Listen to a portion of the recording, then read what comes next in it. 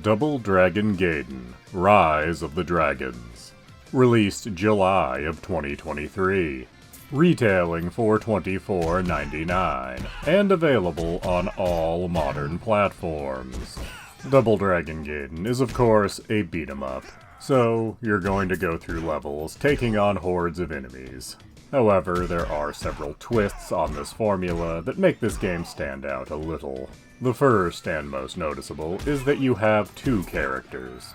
And as long as your special bar is full, you can switch them out as you please. And each character has their own health bar, and will heal to an extent when not in use.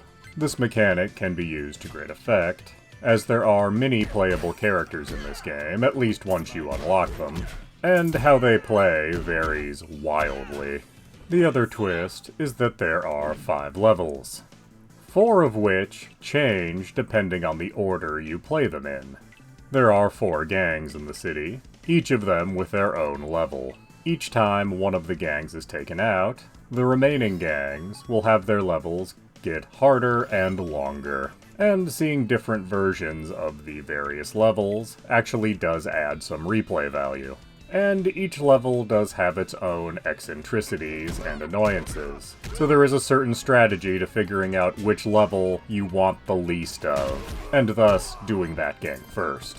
I personally found the Egyptian-themed gang and their level to be the worst level, so I'd do that one first so I'd get the absolute minimum of it. As you play the game, you will notice you are collecting a rather large amount of money. Even healing items will give you money if you're at full health when you consume them. And there are several things you can do with money. You can exchange money for a continue. You can use money to improve your characters after every section of every level. Essentially, if there's a boss fight, you get the opportunity to improve yourself. However, the upgrades on offer are random, and not all of the upgrades are necessarily useful. Although that does depend on your playstyle to a certain extent, so there may not always be something you actually want to spend your money on there.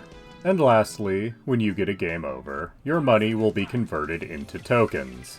Tokens are used to unlock various things. Most importantly, of course, being playable characters.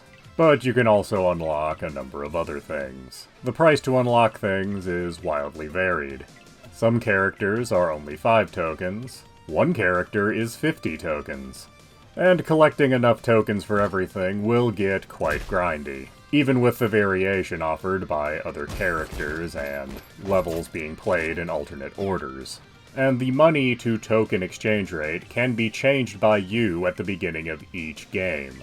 Because when you start a new game, you're taken to a menu that shows you variables that you can adjust. And the easier you make the game, the more expensive each token will be. If you make things exceptionally easy, it's going to be several thousand per token.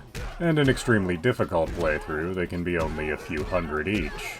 The characters you unlock are not created equally. Some of them are classic characters from the Double Dragon franchise, some of them are the bosses from this game, and a couple are just fun references. But each of them is unique. Some characters are heavyweights, others actually use guns. Many of them won't be able to pick up weapons, but each of them has 2 special moves. And those special moves will largely define how useful the character is. Because when you take out multiple enemies with one special move, that makes food spawn. And the more enemies taken out at once, the better that food item is. This can be exploited to get more money, to make unlocking things just a little bit faster. So is Double Dragon Gaiden, Rise of the Dragon, worth your time and money? Well, there are certainly worse ways you could spend $25. A complete run-through of the game will only take about 2 hours. Perhaps even less if you do a 2-player run. And to unlock everything, you will need to do many runs of this game, as even getting tokens to their minimum cost, you still need several hundred to truly unlock everything. And the most I managed to get in any one playthrough was about 25. Being that it is a beat-em-up, it will get repetitive in long play sessions, but that's where the short length of a playthrough is actually to its benefit, as this is an excellent game to play in short bursts. Like perhaps after you've just rage quit something else. and need something simple to calm down with. So yes, I absolutely do recommend Double Dragon Gaiden. And if you're on the fence with the $25 price tag, I have seen this go as cheap as $8 on various storefronts. Please do subscribe, comment, like, and tell your friends.